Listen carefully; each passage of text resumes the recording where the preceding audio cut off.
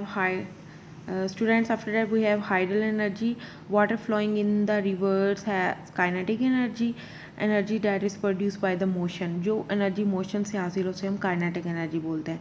ठीक है, जो हाइडल एनर्जी जैसे डैम्स वगैरह में आपको पता है ना, पानी कितनी तेज़ रफ्तारी से आता है, ठीक है, वो गुज़रता है, पास होता है टरबाइन से, और फिर उससे एनर्जी पैदा होती है, इलेक्ट्रिसिटी वगैरह जो हम यूज़ करते हैं। This energy can be use to produce electricity. Two methods are normally use, dams and run of river project. In case of dams, the water flow is restricted by making huge barriers.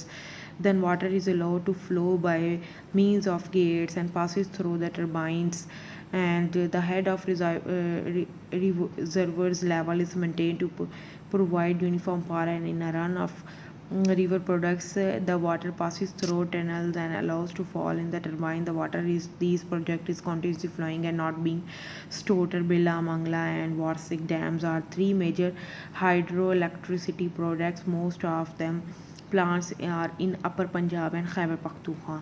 ये आपको पता है, ये सारा method बताया हुआ है कि डैम्स में से और रन ऑफ द प्रोजेक्ट्स में से कैसे पानी को गुजारा जाता है और उससे कैसे हाइडल एनर्जीज हासिल की जाती है, जो कि इलेक्ट्रिसिटी की शक्ल में हम तक पहुंचती है। After that we have nuclear energy. The importance of nuclear energy is a source of energy production is increasing very rapid throughout the year world, यानी ये बहुत तेज़ी से बढ़ रही है, इंक्रीज हो रही है। The main fuel which is required to run nuclear reactor is called uranium. Uranium जो है is found in excess in Pakistan. As present, there are two nuclear electric power generation plants in Pakistan, namely Karachi Nuclear Power Plant and Chashma Nuclear Power Plant. And these are Chashma Nuclear Power Plants, nuclear energy के लिए। Okay, after that we have non conventional sources of energy.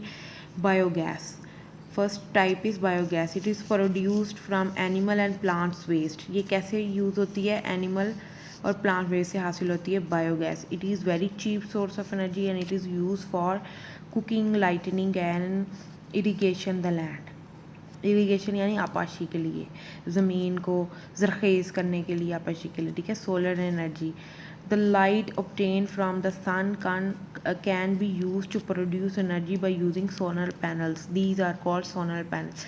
आजकल ये घरों में भी होते हैं, इससे फैंस वगैरह चलाए जाते हैं, ये धूप से, मतलब सोलर कहते हैं ना सूरज को, उसकी रोशनी से फिर एक्टिव होते हैं। ठीक है, solar panels are active solar device that convert sunlight into energy.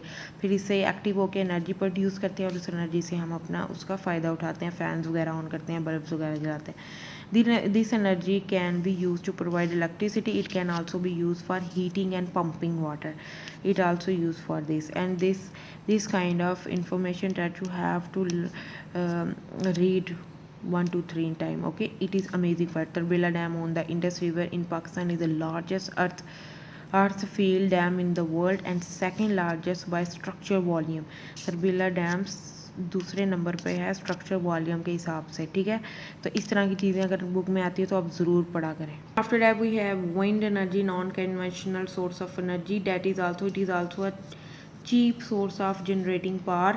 The wind mills are being placed on the hilly areas. Hilly areas में इस किस्म के wind जो है एनर्जी के लिए विंड सोर्सेज किए जाते हैं। Where the spread of wind in high which move the wind mills and then this movement result in the production of energy.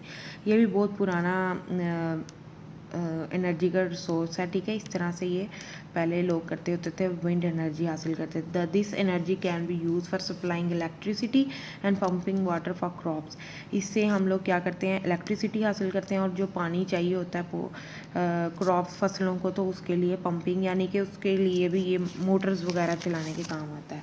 After that we have tides and water stored in dams and utilized directly from the river is one of the most popular and effective resource of generating energy in Pakistan. This water is used to move the turbine which ultimately produce electricity, and this kind of types are also used for produce electricity. So students, this is your lecture number 5 and 6, and you know very well that we have discussed these all points, and you will read it after seeing this, after watch this video. And your diary is reading of book 44 to 46 and write a few sentences about thermal energy on earth.